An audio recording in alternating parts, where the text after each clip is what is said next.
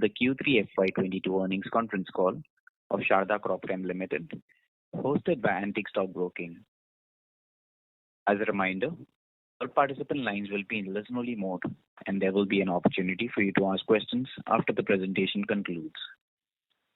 Should you need assistance during the conference call, please signal an operator by pressing star, then 0 on your touchtone phone. Please note that this conference is being recorded. I now hand the conference over to Mr. Manish Mahawar from Antique Stock Broking. Thank you, and over to you, sir. Thank you, Stephen. On behalf of Antique Stock Broking, I would like to welcome all the participants on the call of Sharda Cropchem. From the management, we have Mr. R.V. Bubna, Chairman and Managing Director, Mr. Ashok Vashisht, CFO, and Mr. Dinesh Nahar, GM Finance on the call. Without further ado, I would like to hand over the call to Mr. Bubna for opening remarks, post which we will open the floor for Q&A. Thank you, and over to Bubna ji. Thank you, Manish. Good day, ladies and gentlemen. A very warm welcome to everyone present here for the earnings call of Sharda Cropchem Limited for Q1 FY22. Sharda Cropchem is represented by myself, Ram Prakash Bubna, Chairman and Managing Director, our Chief Financial Officer, Mr. Ashok Vashisht, and Mr. Dinesh Nahar, General Manager Finance. Talking briefly about our Q3 FY22 results. Revenues grew by 78.2% year to year from rupees 494 crores in Q3 FY21 to rupees 880 crores in Q3 FY22, led by strong volume growth across geographies and better product mix and price realization. Europe grew by 124%, NAFTA grew by 76%, LATAM grew by 18%, and rest of the world by 19%. During Q3 FY22, agrochemicals to non-agrochemical mix stood at 82 versus 18. Agrochemical business grew by 80% year on year. Europe grew by 124% year on year. NAFTA grew by 82%. LATAM grew by 27% year to year. Rest of the world grew by 5%. Formulation and active mix stood at 94 versus 6 in Q3 FY22. Non-agrochemical business grew by 71% year on year during Q3 FY22. NAFTA grew by 52%, Europe grew by 127%, rest of the world grew by 80%, and LATAM grew by 36%. The company continues to strengthen its product portfolio by prudently investing in new product registrations. Sharda Cropchem's total product registrations stood at 2,645 on 31st December 2021.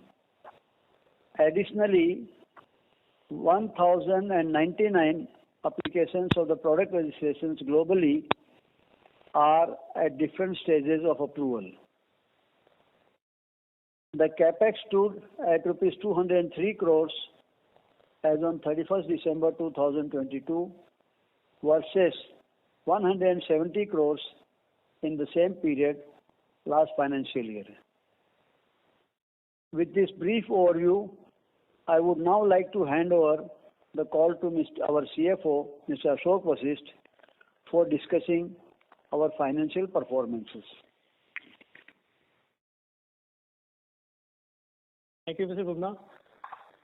Good evening, everyone on the call, and thank you for attending the call. I'm pleased to give you a brief on the Q3 FY22. 171 crore in Q3 FY21 to 298 crore in Q3 FY22.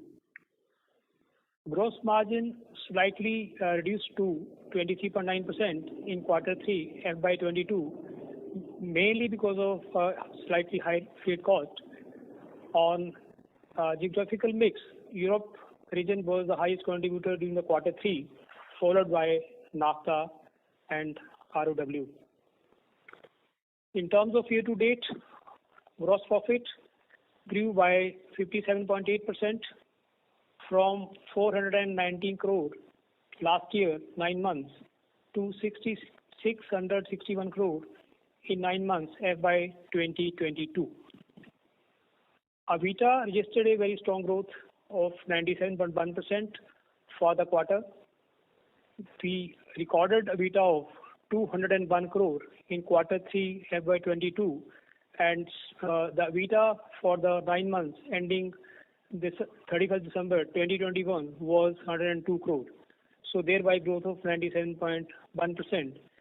The EBITDA margin expansion was by 222 BPS and we reached to 22.8% in Q3 FY 2022, mainly driven by economy of scale, effective cost management, and which was marginally set off by the higher freight cost.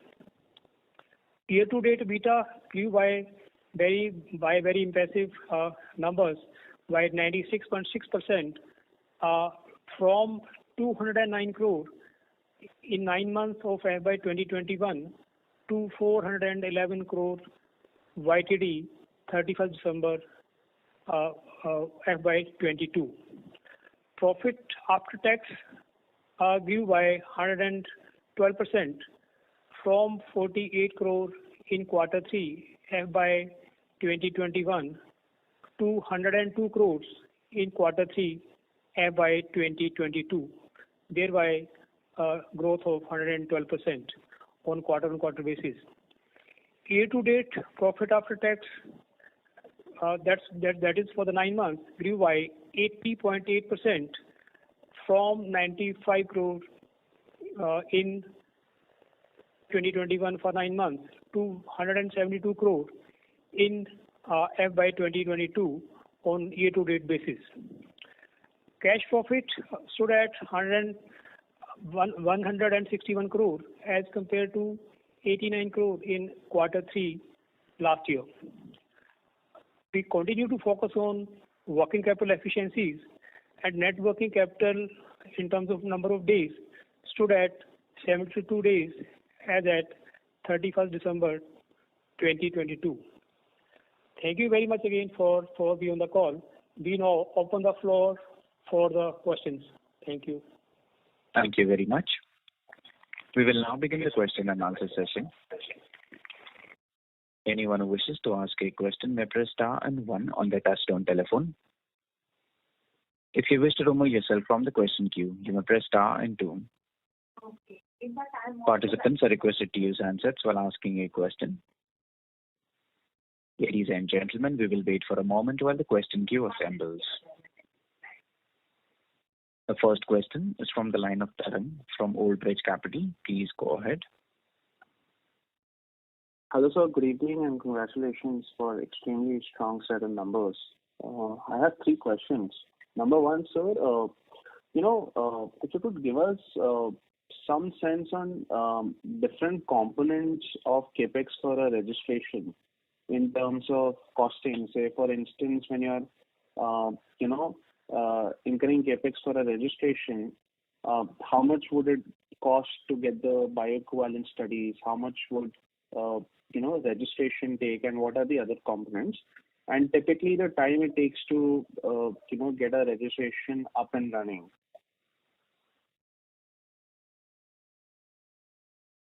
Hello. Are you finished with your question, Mr. Saran? Yes, sir. I have 2 more, so I'll just finish them as well. Also, while you are at it, if you could, within the geographies that you operate, some sense on the timing differences of getting the registration approved across geographies and the cost differential. Like which is the most expensive? How much would it be versus some other geography that you would typically get your registrations done? And third, if I see your presentation, you've spoken about penetrating deeper into certain markets by deploying your own field force. What's the thought process behind it? Are you what is the incremental sort of spread that you get on realizations by doing that, and what are the strategic advantages that the business gets by doing that? Because I would presume it would also involve front loading of a lot of costs onto your P&L. So yeah, 3 questions from me, sir. Okay. Mr. Dharam, I'll answer your questions one by one, but the question has been very long, so maybe I forget it on the way. First was the components of capex. Yes, sir. Now, this is something, if you have been tracking the agrochemical companies and the registration costs, this is absolutely undefinable. It depends from product to product, country to country, and even within the same country, depends upon a lot of bureaucratic processes. So it is endless. We have to, sometimes one registration may take 3 years, and another product in the same country or same geography may take 6 years or 7 years. So that is very difficult to give you these components of capex. What was your second question, Mr. Dharam? Actually, it was something which is sort of... So typically, which geography would be the most expensive? Say, if you were to get a same registration done, which geography would it be more expensive than the other, the most expensive? And in terms of timing, how much time would it take in which geography commands the most or is most stringent when it comes to the timeline for getting the registrations? The answer to both the questions is Europe, both in terms of expensive and timelines.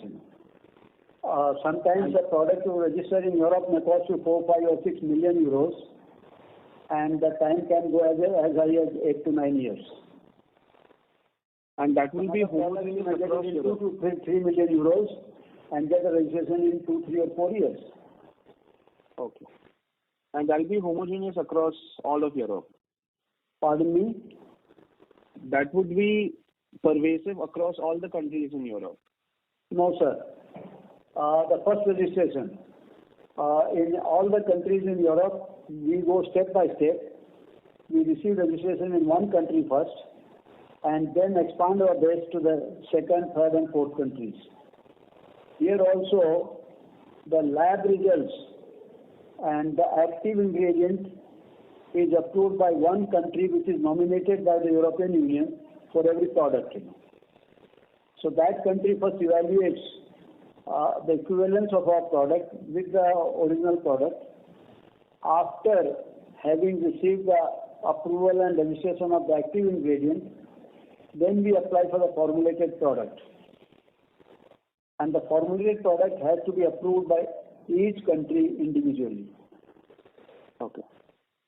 Got it. And the third step is the number of crops. We get the approval for one crop and then slowly expand to other crops for which the same product is applicable. So it's a very continuous process, long-term process, and very expensive. It needs a lot of patience. Got it. And so you spoke about, deploying additional manforce on the ground in certain markets, which my sense is maybe getting closer to the farmers than you already are. What kind of additional realization would this involve? I mean, I'm pretty sure your margins would be a lot better for you to probably do this. And what kind of impact could we see in your P&L as you start deploying the strategy? Mr. Dharam, most of our products are sold to the distributors, not to the direct farmers as far as we are concerned. The products go from distributors to the retailers and sometimes directly to the farmers. The only contact we have directly with the farmers are some cooperatives who buy in a bulk way and then distribute to their members. We put people on the ground, force in the ground, only to get the feedback about the usefulness of the product, performance of the product, and demands and things like that. But the dealings are done with the distributors. Okay, because the presentation said forward integration, build own sales force. So that is again would be restricted to the distributors, correct? Yes, sir. Okay. Okay, that's it. That's it from me. Thank you. Thank you. Before we take the next question, a reminder to the participants, please limit your questions to 2 per participant. Should you have any follow-up, may we request you to rejoin the queue. The next question is from the line of Pujan Shah from Akash Ganga Investment. Please go ahead. Hello, am I audible? Yes, please. But what is your name? I didn't understand your name properly. Pujan Shah. Pujan? Yes. Okay. So my first question would be on this, we have a great growth in this agro business. And so can you just give us a brief outlook about this such a type of growth, and would it be sustainable for, you can say, for next 4 to 5 years? And which new are we getting traction from these new products which we have registered, or it has been getting a traction from our old products only, old product portfolio? Mr. Pujan, it is both. Getting traction from the old products as well as the new products. New products takes little extra time to establish, to find the acceptability in the market, but the old products who have been already established and accepted by the market, farmers and consumers, it also depends upon the weather, many other factors to get the traction. Okay, sir. Okay, sir. And sir, on the industry outlook, if you can give some broad guidelines. Beg your pardon? Industry outlook for agri-business, like will it be sustainable, or you can say this would be a sort of a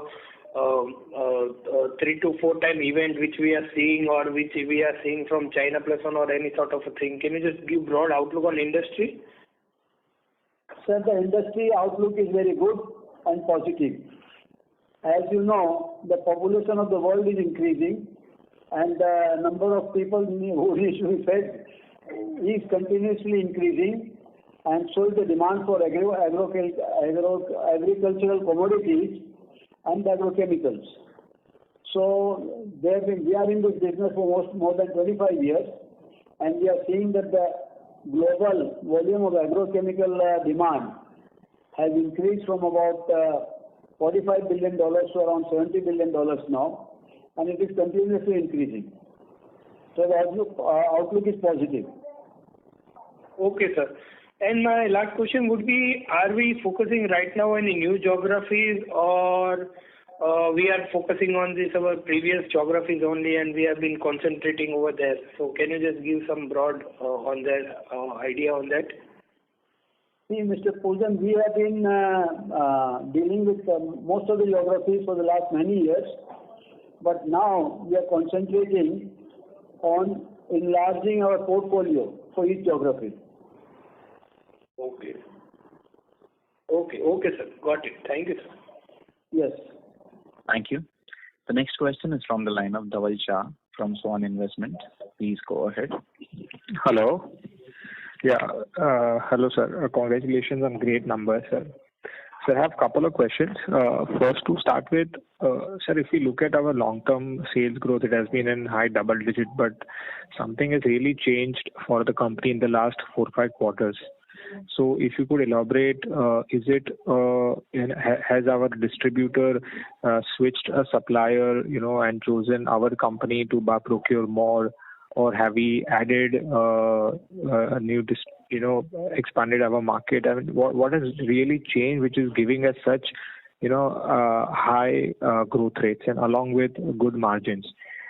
Secondly, we being procuring from China, and we hear different stories in the last 6-8 months regarding the cost pressure and the supply bottlenecks what China is having, but our company seems to be quite resilient from all those problems. So can you give us some understanding what exactly what has changed for us in the last 4 to 5 quarters, and what sort of growth do you foresee going forward? Thank you. Mr. Dhaval, yeah, you are talking about last 4 or 5 quarters. These 4 or 5 quarters have been very unique. yes, They have passed through such a big crisis, such a big hassles, and so many difficulties. We have been a little prudent and in choosing our strategies. We have been able to choose right products and right quantities in spite of increase in the prices, foreseeing that at the end of the day, the world will have to be paying those high prices. So many of these strategies and our direct communication and contact with the markets has helped us in planning these strategies. And I think they would be sustainable. Okay, so you mean, so this growth rate, what will be the normalized growth rate you think is sustainable? See, growth depends upon many factors. The number of products and portfolio is one of the important factors, but it also depends upon the climatic conditions, the sort of sowing patterns of the crops and various agri commodities. I feel that the growth rate will continue very positively. Oh, that's a good statement. Thank you. And sir, but have we won any higher wallet share from our distributor in terms of they have switched to us because whatever be the product mix or whatever be the the price increase, such high 70-60% kind of growth, I'm unable to understand where are we getting that growth from, or did we have some exclusivity for some product in some geography and there? So if you can a little bit elaborate. Sir, we don't believe in exclusivity, and we don't like to be exclusive to any distributor for any product as far as we can help. Because at the end of the day, one distributor will be able to cover a limited geography in his territory and not a big way. I think the biggest factor that has helped us is some sort of, our better position compared to our competitors. We find when the competitor, the distributor asks for some products and we try to give him a higher price, he immediately grabs it, which means that the competition has not been able to provide him, and that is a factor that has helped us a lot. Okay, so did we go and book some large quantities with our from where we are procuring, and because of the supply bottlenecks, we were ready with the product and meet the demand? Has that helped us? Yeah, something like that. But the path has not been so easy. It's very difficult. The biggest problem that we have seen is in the logistics and the freight and delivery of the cargo. Can you believe sometimes our ship has to wait for 4 to 6 weeks Correct. at the destination ports after it reaches the port? To find a berth from the port, sometimes it takes him 4 to 5 weeks. Correct. It's totally unimaginable and unexpected. Okay. Clearing the cargo and taking to the consumer may take another 2, 3, 4 weeks. So we have been able to very I won't use the word smartly, but we've been able to perform better on these ones compared to competition. Okay, more efficient. Got it. So, sir, generally... So sorry to interrupt, but for any follow-up, may we request you to rejoin the queue, please? Thank you. Before we take the next question, a reminder to the participants, please limit your questions to 2 per participant. For any follow-up, may we request you to rejoin the queue. The next question is from the line of Soumya V from Spark Capital. Please go ahead. Thanks for the opportunity, sir. My first question is with regards to the volume breakup that you generally give across geographies and the gross margin breakup across geographies. 1 minute.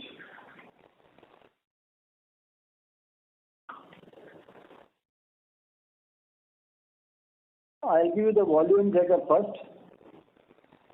In Europe, Sure. the volume was 4.35 million. 43,58,000 kilograms. NAFTA 32 lakh kilograms. Latin America 7.7 lakh kilograms, and rest of the world 10 lakh kilograms. Totally about 95 lakh kilograms. What was the next question? The geography-wise gross margin breakup. Geography-wise gross margin.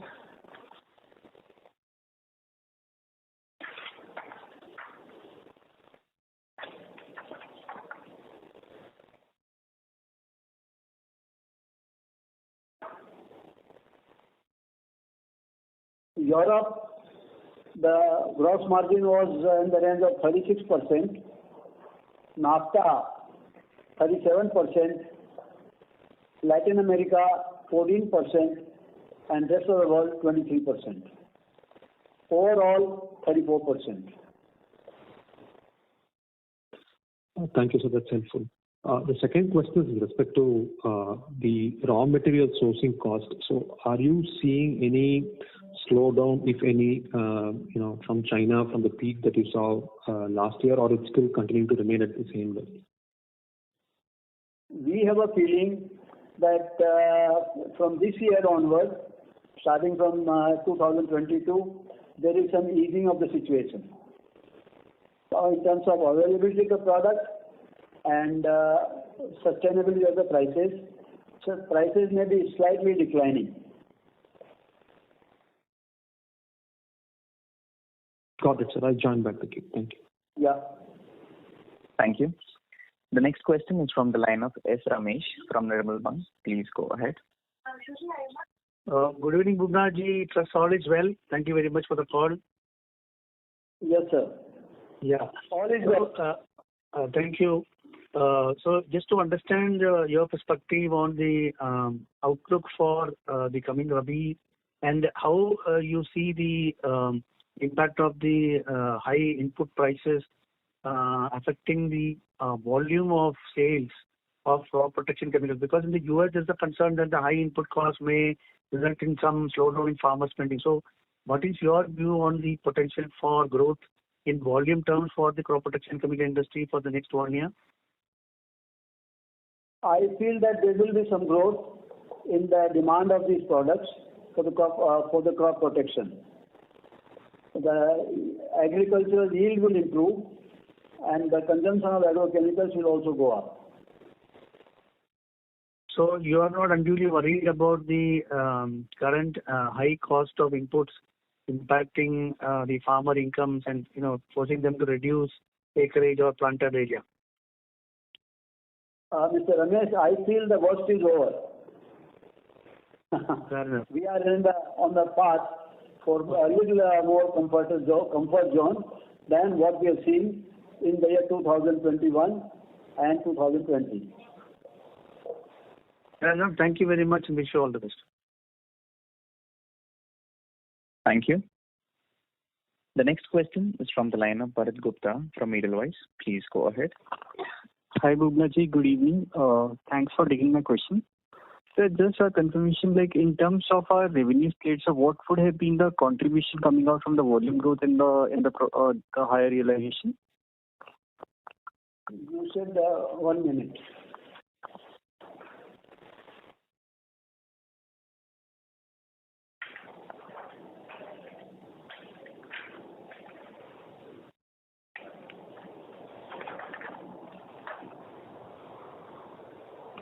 In Q3 this year, the contribution by the volume impact is about 51%,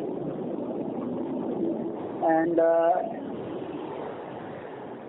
for the entire 3 quarters up ending 31st December, the volume impact has been 53%. Right, sir. And sir, in terms of the realization, so what has been the realization-led gains during this quarter? Realization? I have not understood the question, sir. How much pricing increase we have taken during this quarter, sir? Pricing increase. Yeah. The pricing in this quarter has been 26.5%. Right, sir. So also just to get a sense, because it's been a high realization, like we have taken a decent amount of pricing increase, that is eventually reflecting in our numbers as well. So is it primarily because the MNCs have also passed it across to the end customers, taking in view the higher commodity prices which are there in the global markets? It could be. It could be that that is one of the factors. Right, sir. So simultaneously with the amount of equivalent, like the percentage hike has been comparative as per the what MNCs have taken. Is my understanding correct? No, I mean I'm not able to comment on that because it's very difficult to understand the strategies of MNCs. They make it more complicated by giving a higher amount in the price list and then giving discounts or incentives behind the back end. Right. But I guess that must have been one of the factors. And sir, also, if I look at the gross margin profile, so there has been a decent amount of jump if I look at the NAFTA margins or the North American margins. So can you give us a brief sense what has been the key contributors behind such a spike in the gross margins if I see from that region? I think one of the main important factors is availability of the products on the part of our competitors. So inventory situation has dried up out there in the North American markets? Yes, sir. One of the reasons? Yes, please. Okay, sir. That's it from my side, sir. Thank you so much. Thank you. The next question is from the line of Siddharth Gadekar from Equirus. Please go ahead. Hello. Hello. Yeah. So I had one question. One is regarding, so if you look at the active ingredient prices from China, so YOY, if I compare for 3Q FY22 versus 3Q FY21, it broadly appears that prices have increased anywhere between 30% to 300% YOY. In terms of that, did we face any challenges in sourcing our active ingredients from China? One. Secondly, have we taken the entire price hike in this quarter, or there could be some more price hikes which could reflect in the fourth quarter? No, I think we've taken the effect of the price rise till the third quarter. Fourth quarter, we are still to see how the price rise or prices behave. We have to follow the trend in the market. Okay, so there was no major inventory gain that we were carrying some low-cost inventory. Because of that, we have seen this kind of a margin increase. Is that understanding right? I would say marginal advantage of the price rise in the inventory. Okay, got it.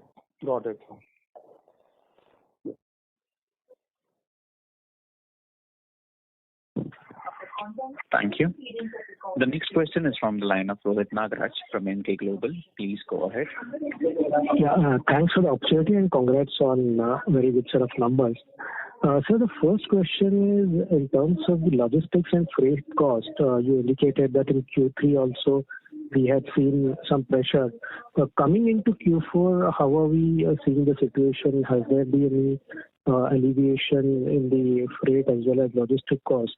And given that for the next couple of months, how are we seeing those rates? Probably we would have booked shipments from China to other geographies. Thank you. Mr. Nagraj, the pain continues to be there, but the encouraging thing to be seen is that there is no further increase in the freights, and slightly there is a small softening of the freight rates as well as availability of the shipping space. But they are still very painful, very heavy, but I see the trend is slightly easing out. Right, sir. Got it. So the second question is, you indicated just for a particular participant that on China availability of materials, it is relatively easing out as far as 2022 is concerned. So, given this case, would there be some pressure on us in terms of volume growth given that for the first 9 months we have grown because probably the competition was having relatively lesser amount of stocks or inventory, and we were better positioned in terms of materials. So would that impact, say, FY23 volume growth for us? Thank you. It will not impact adversely, Mr. Nagaraj. We feel it may impact positively. Fair enough, sir. That's really helpful. Thank you so much, and best of luck. Thank you. Thank you. The next question is from the line of Dhruv from HDFC AMC. Please go ahead. Thank you so much. Congratulations, sir. Very good set of numbers. Sir, first question is a bit repetition of the earlier one. Sir, in the last few calls in this call, you have mentioned that the disruption from China and the freight issue has benefited us because we have been more agile versus probably the competitors. But sir, you also mentioned that this is now easing, freight is also not increasing further, and China is also improving. But still you don't see a risk to the existing sales or the growth forecast. So sir, if you can help us, what's driving this probably confidence in terms of the stability of sales growth? Mr. Dhruv, it's partly my hunch, my confidence. I do not know if the competitors will be able to take immediate advantage of the easing of situation. But we feel that we are feeling more at peace than the things have been there in the past. So it seems basically the distributors which were buying from you have now, which were probably buying from others have shifted to you, and that is why, because in the earlier call you mentioned the number of distributors as such have not increased significantly. It is the existing distributors buying more from you. So do you see the shift to you by the distributors as more permanent, and they will continue to buy more from you because of some underlying change which has happened in the market? Sir, I have not said that the number of distributors has not been increasing. No, I mean not a significant increase. The number of distributors also. I think there's a small misunderstanding here, and the distributors are finding our service much better to suit their requirements, and they're patronizing us. That's the only thing I can say. Got it. So even as the situation normalizes, be it from freight or availability from China, you don't see that the current base declining and then you growing. I mean, you can grow on the existing base itself. Yes, sir. We'll be able to grow. It will not affect our growth. Easing of the situation could go also to our advantage. And so why do you say that? So because now it's improving and now it's easing. So how does it come to advantage then? Less painful, less uncertainties. Okay, got it. So I thought that was benefiting you. This uncertainty and the lack of transparency in the system was benefiting you. But even as it improves, that will also still benefit you. I'm making a comparative statement as compared to the competitors. Okay, got it. So the second question was on the use of cash. Now, sir, given the sustainability of this run rate, you are generating decent quantum of cash, and your capex requirement, I believe, is around 300 crores, which can be, the FCF generation is quite healthy. So, sir, just some thoughts on probably increase in dividend or any use of some cap on this capital allocation thing. Mr. Dhruv, you'll have to speak a little loudly. And when you were putting your question, there was an aircraft passing over our building, so I could not hear you very clearly. I would request you to please repeat the question once again. Yes, sir. So I was saying that FCF generation, free cash flow generation now will be very strong, and capex requirement, I believe, is around 300 odd crores, which can be sufficiently met with which was already getting met with the existing business. So, sir, any plans for probably increasing dividend or using, some thoughts on the capital allocation thing? We are looking into that direction. On the dividend, okay. And the capex remains at 300 crores, right, sir? More or less. Okay. And so one last question, quick one, is is it possible to share what would be the market share of some of your, say, for example, the top 3 products individually? What would be the market share in these products be? Say, for example, let us talk about Europe. You might have an X molecule. What I'll say top 1 molecule. What would be the market share in that molecule for you in Europe, or any representative sense that you can give us? Mr. Dhruv, we are a very small fry in the world and global market, and our market share will not be more than 10% in any geography, any country, for any molecule. Okay. Okay. So 10% would be the max for any even if you top molecules. It is not a very precisely calculated figure. It is just an estimate that it will not be more than 10%. It could be even 8%, 7%. Yeah, got it. Sure, sir. Great, sir. Congrats and thanks so much. Thank you. Thank you. The next question is from the line of Archit Joshi from Dolat Capital. Please go ahead. Thank you for the opportunity, sir, and congrats for a great set of numbers. Sir, I was just trying to understand a bit more on the commentary that you gave for the growth that we have registered, a very healthy growth number this quarter. Sir, is it that other than the dried up inventory that you are talking about, were there some molecules that were registered off late which were picked up by distributors, and there was a strong volume growth for some of the molecules which were in the pipeline and then fructified into sales volumes? Is it that, or it was just the inventory situation which helped us? I'm looking at it from a more sustainability perspective. I mean, if this growth can sustain going ahead. Just give me some time for the aircraft to pass over the building once again. Mr. Archit, when we get a new molecule, it does not have an impact immediately. Ours is a seasonal business. Sometimes we register a molecule when the product, which is off season for the product, And to introduce the product into the market also takes at least 1 or 2 seasons. So most of this is from the products which were registered in the previous years. Some products have helped us during this year. Got it, sir. So basically, it will was this just like a one-off quarter? I mean, because if you look at the growth numbers, I think in the last 9-10 quarters, we haven't seen NAFTA doing better than Europe, not just in terms of sales, but also in terms of gross margins.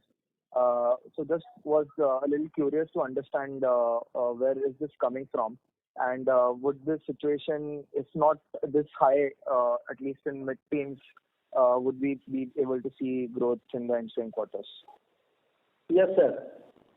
That's right. Got it, sir. Thank you. Thanks for the clarification. Thank you. That's it from my side. Thank you. The next question is from the line of Nitin Agarwal from DAM Capital. Please go ahead. Thank you. Manaji, good afternoon, and congratulations on a very good set of numbers. Sir, 2 questions. One is on the non-agro business. Sir, what has been the driver for that business? It's also grown very well in this year. Give me 1 minute. The managers are passing over our office.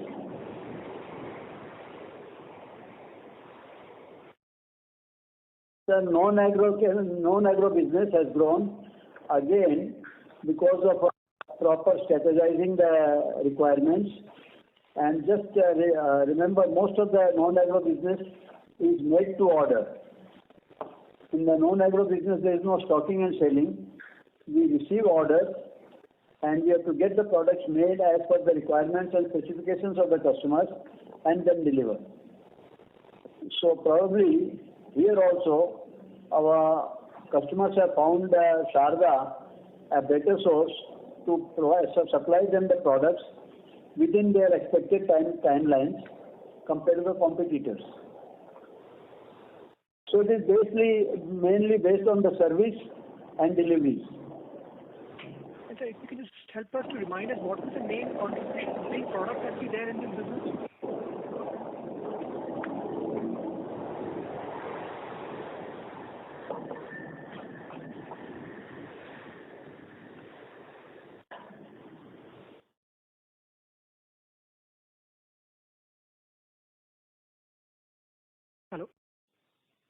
Hello? Sir, and this business, what would be the main products in this business, sir? Sir, the quality of voice has gone down very substantially. It needs to be improved. Can you hear me, sir? Now I can hear you. So I'm saying, what would be the main products that we make for the customers in this business? It is largely the belts business or something else which is there along with it? No, largely the belts and also other products, We get them made after we receive the orders from the customers. And the last question on this one, what will be the gross margin in this business in general, over the, say, 9 months or so? 1 minute.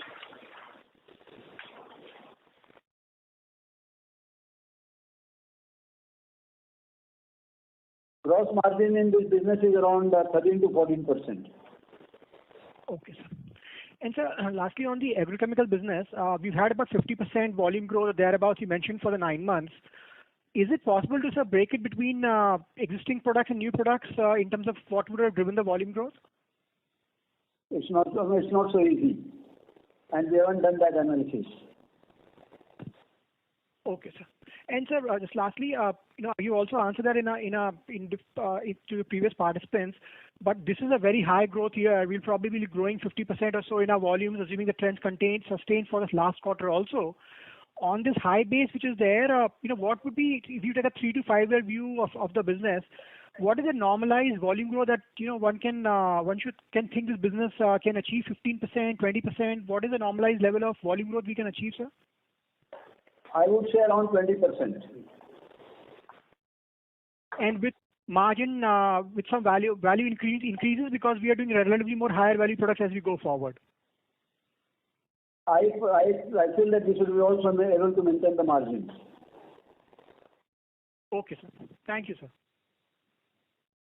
Thank you. The next question is from the line of Sonal Minas from Percent Capital. Please go ahead. Hi, sir. Am I audible? Yes, please. Sir, had 2 questions.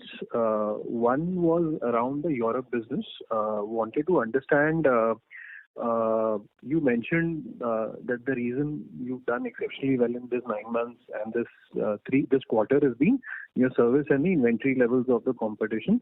But on the service, just want to, sir, double click and understand what do the distributors actually say about the product in terms of the yield of your product being better than competition, or is there some other quantitative factor about the productivity of the product which is important? Why am I asking this is to understand also the stickiness of the business over the course of next 1, 2, 3 years given the product specifications. I hope I'm clear on that, sir, the question here. Mr. Sonal, if I understood your question correctly, do you mean performance of our product compared to the competition? Yes, sir, performance. Yes, sir, performance. Yes. I think our product is performing very well. I do not know if they have had any bad experience with the competition, but our product is performing very well. And you must know that when we deal with agrochemical products, the quality and lot of parameters are decided by the registration authorities which we have to comply with. Sure. And our product has to be equivalent in all respects to the innovator's product. And so when these are the factors which are taken care of at the production stage, then the performance is more or less following. Unless, of course, there is some variation or deficiency at the stage of application on the part of the farmers or some other adverse weather effect. So there is no complaint about the performance of our product. Okay. And sir, a follow on there, what is the pricing gap of our products in general? Maybe we can just compare Europe. Our products versus, let's say, the larger competition there, and has that pricing gap narrowed over the course of last 1 or 2 years? Just want to understand that. So we try to understand the pricing of our big brothers, that is our leaders who are multinational and innovators. We try to price our product at about 10%, around plus or minus 10% of the innovator's product. But the biggest secret about the innovator's product is that it is not a very open and transparent information. I understand. Okay. Yeah.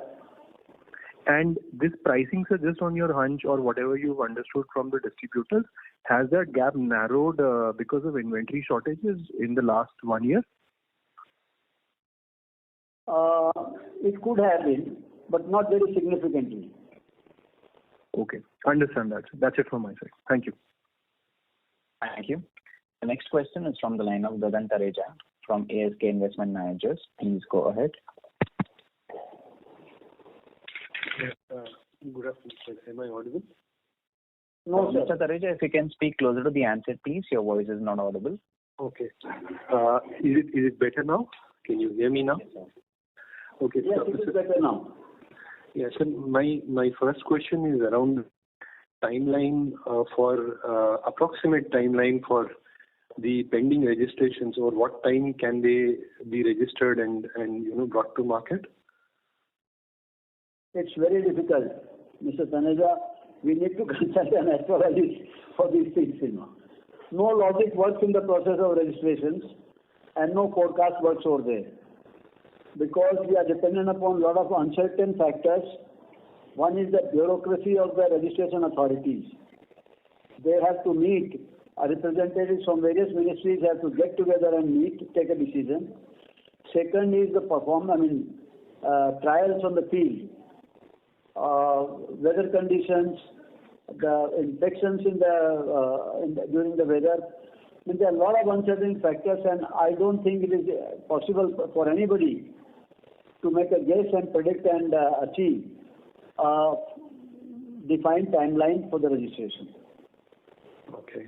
And to a previous participant, you indicated that on your current sales days post FY22, you think 20% annualized growth is sustainable.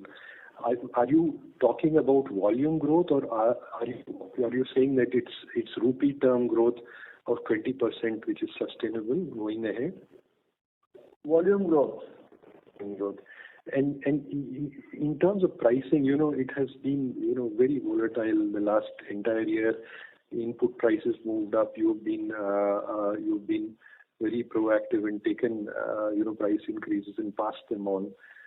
Do you foresee a situation where next year prices move down sharply also? I don't think it will move down sharply. If there is a decline, it will be very gradual and slow. Okay, a gradual and slow decline. Sir, yeah.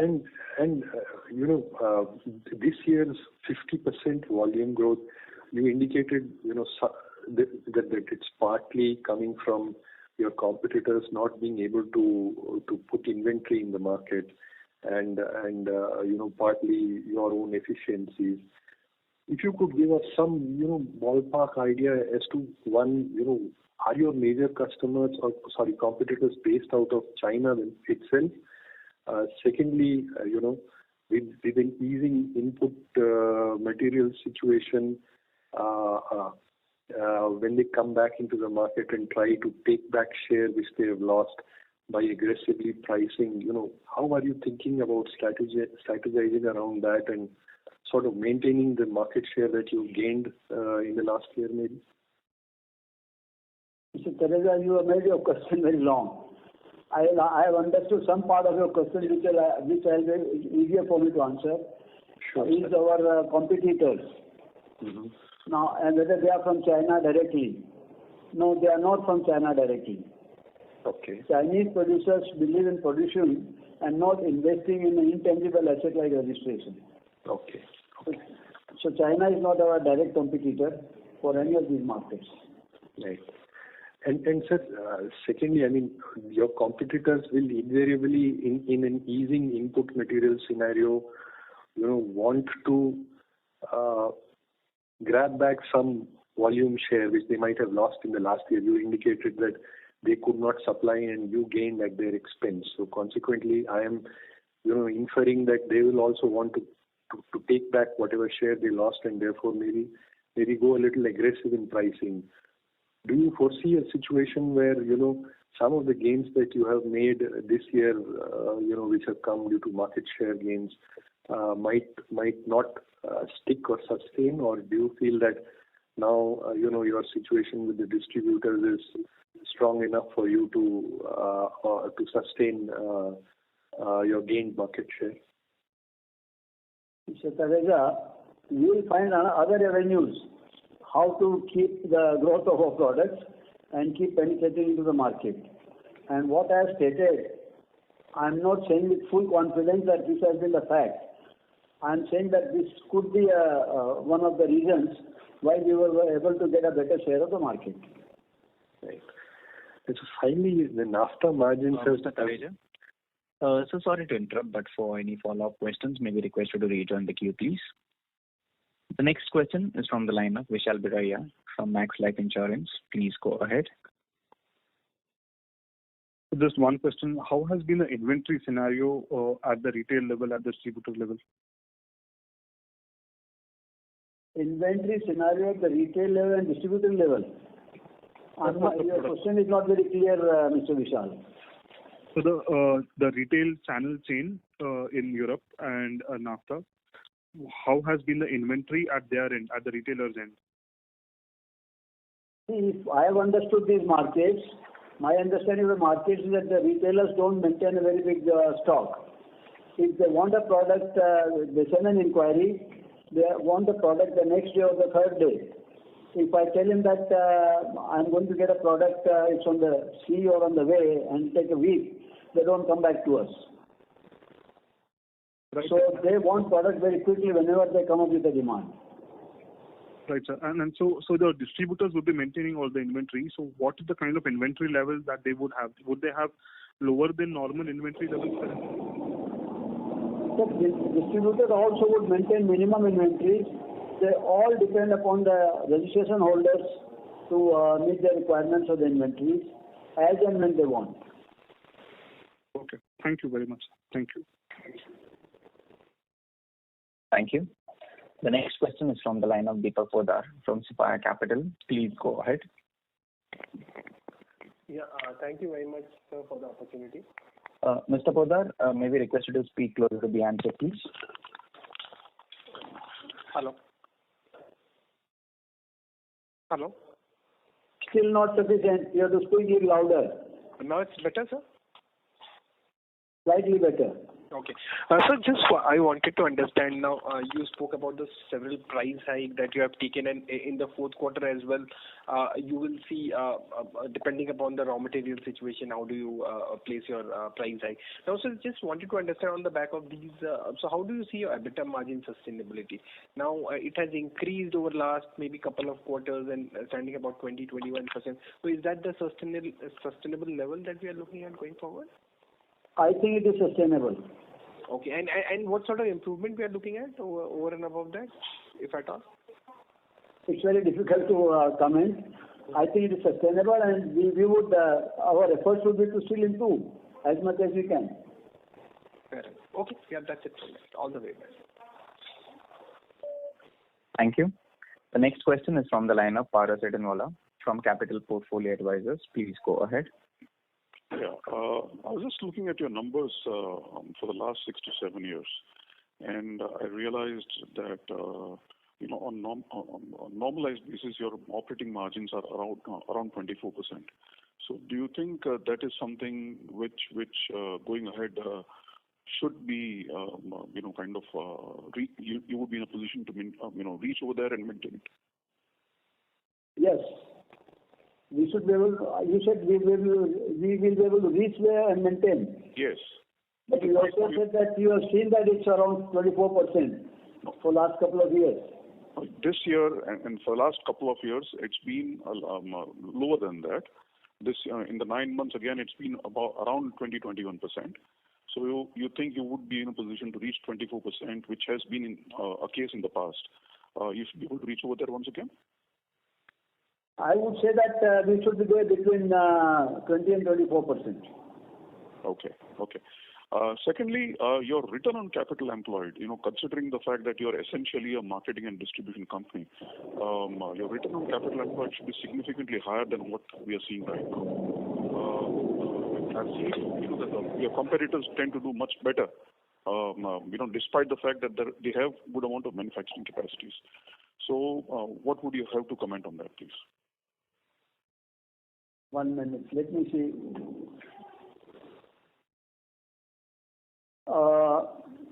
See, I am not ready with this answer. You'll have to. You may contact us directly for this answer. I don't have an immediate answer to this question. Okay. Okay, that's about it, please. Thank you very much. Thank you. The next question is from the line of Vishnu Kumar from Spark Capital. Please go ahead.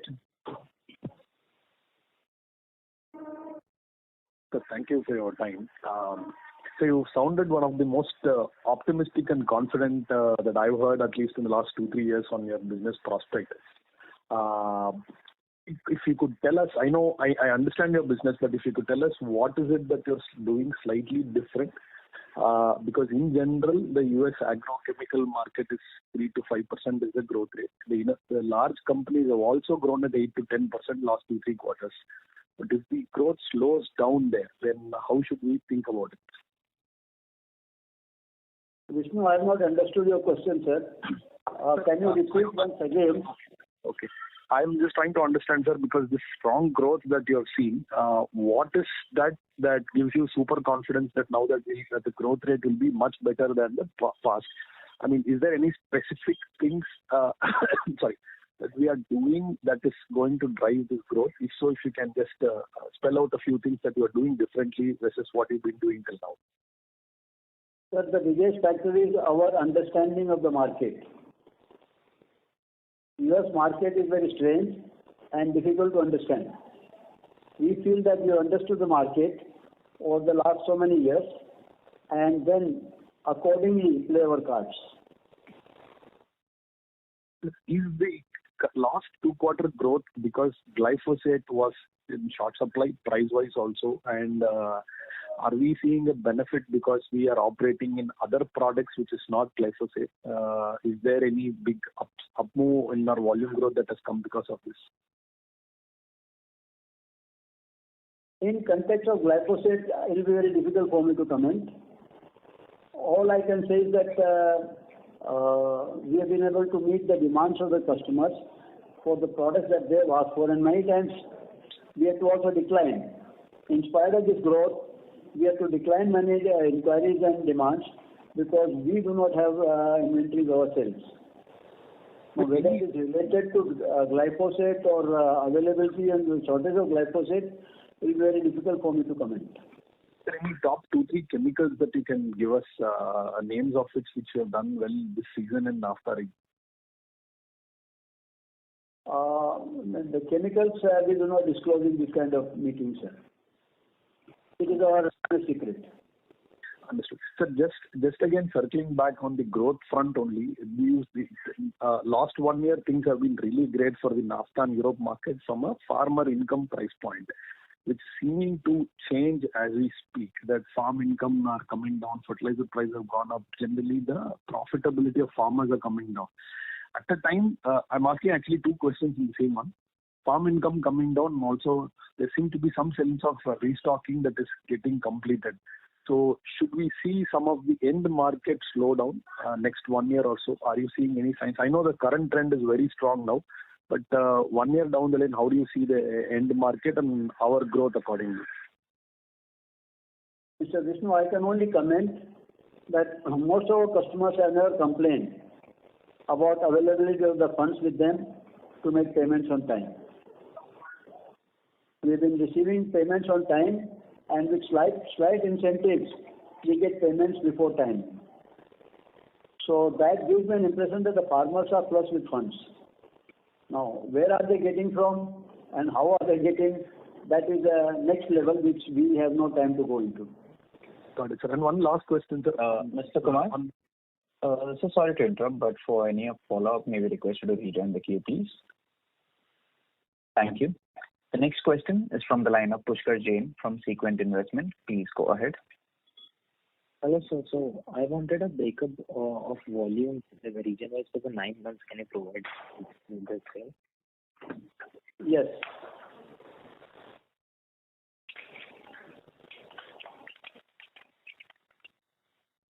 Have we not provided this before?